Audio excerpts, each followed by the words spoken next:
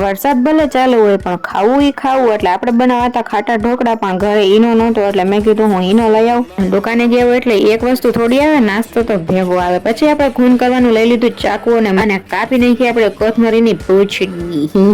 એને શું કહેવાય મને નથી ખબર. જે હોય એક્સ્ટ્રા પાર્ટ આપણે કાઢી નાખ્યો હતો એટલે તમે પણ કાઢી નાખજો. એટલે આ કોકનું ખૂન કરવાનું ચાકુ. ના કોથમરી સુધારવાનું છે તો ફટાફટ કોથમરી સુધારી લઈ.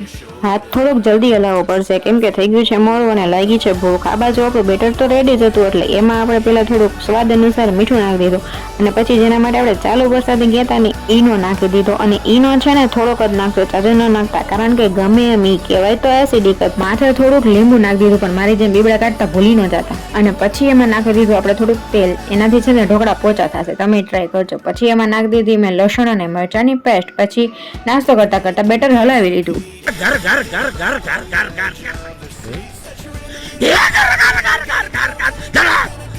મસ્તની બધી સાધન સામગ્રી મિક્સ થઈ ગઈ છે. સાધન તો નહોતા, ખાલી સામગ્રી.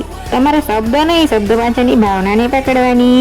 બધું મિક્સ કરીને ફટાફટ મેં વાટકી ભરી લીધી અને એમાં પછી નાખી દીધું આપણે ઉપરથી થોડુંક મરચું અને મારી ઓલ ટાઈમ ફેવરેટ ઢોકળા સાથેની કોથમરી. તો આપણા ઢોકળા હવે ઢોકળીયામાં જવા માટે તૈયાર છે. 10-15 મિનિટ પછી મળીએ.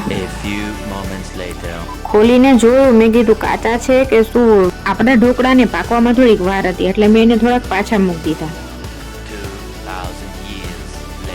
ઢોકળા સરસ મજાના પાકી ગયા હતા એટલે હવે તમે ન પાકતા જાજો, બરાબર? હું પૂરું કરું જ છું. ફટાફટ બધા ઢોકળા એક એક કરી અને કાઢી લીધા મેં પ્લેટમાં અને પછી મેં ચાખી લીધું કે કેવા છે. પણ ના બન્યા તો સરસ. આપણે બનાવીએ એમાં કઈ ઘટે નહીં. તો ચાલો હવે મળશું પછી. Tata bye bye.